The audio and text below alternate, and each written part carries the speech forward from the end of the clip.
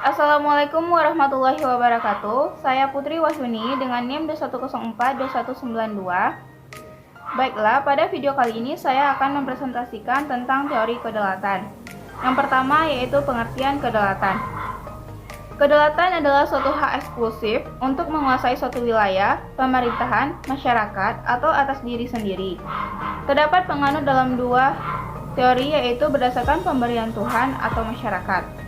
Dalam hukum konstitusi dan internasional, konsep kedaulatan terkait dengan suatu pemerintahan yang memiliki kendali penuh urusan dalam negerinya sendiri dalam suatu wilayah atau batas teritorial atau geografisnya, dan dalam konteks tertentu terkait dengan berbagai organisasi atau lembaga yang memiliki yurisdiksi hukum. Selanjutnya, jenis-jenis kedaulatan. Yang pertama, teori kedaulatan Tuhan. Kedaulatan Tuhan merupakan suatu kedaulatan yang asalnya dari Tuhan yang telah diberikan kepada seorang raja atau penguasa. Kedaulatan Tuhan ini dianut oleh Agustinus, Thomas Aquinas, Marsilius. Adapun penerapannya yaitu pernah diterapkan di negara Ethiopia ketika masa Raja Haile Selassie, Belanda dan Jepang ketika Kaisar Tenno Haikha. Yang kedua yaitu teori kedaulatan raja. Kedaulatan raja yaitu suatu bentuk kedaulatan negara yang letaknya di tangan raja. Karena seorang raja adalah penjelmaan dari Tuhan. Tokoh yang mempunyai paham kedaulatan raja diantaranya Jean Bodin, Thomas Hobbes. Teori ini pernah diterapkan di negara Prancis ketika masa Raja Louis. 3. Teori kedaulatan negara.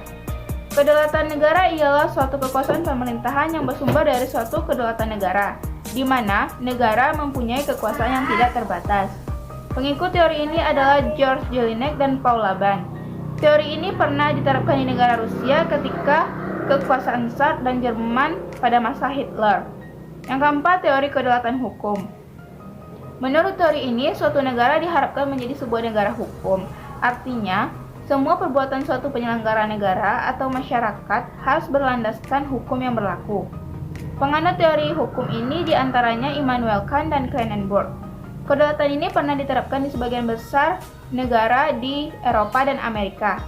Yang kelima, teori kedaulatan rakyat, yaitu suatu kedaulatan yang kekuasaan tertingginya berada di tangan rakyat, di mana rakyat memiliki kekuasaan kepada penguasa untuk menjalankan suatu sistem pemerintahan melalui sebuah perjanjian masyarakat. Penganut teori ini diantaranya John Locke, Montesquieu. Teori kedaulatan ini diterapkan hampir di seluruh dunia, tetapi dalam pelaksanaannya tergantung kepada rezim yang berkuasa pada saat itu, ideologi, dan suatu budaya pada masing-masing negara. Adapun perwujudan kedaulatan rakyat di negara modern yaitu melalui instrumen demokrasi seperti pemilu, referendum, dan keikutsertaan rakyat dalam pembentukan undang-undang. Sifat-sifat kedaulatan. Yang pertama yaitu permanen atau tetap. Artinya kedaulatan itu tetap ada selama negara itu berdiri. Yang kedua, bulat. Artinya kedaulatan itu tidak dapat dibagi-bagi. Yang ketiga, tidak terbatas. Artinya kedaulatan itu tidak ada yang membatasi. Keempat, asli. Artinya kedaulatan itu berasal dari kekuasaan lain yang lebih tinggi. 5. Absolut. Artinya tidak ada kekuasaan lain yang lebih tinggi selain kedaulatan. Selanjutnya yaitu bentuk-bentuk kedaulatan.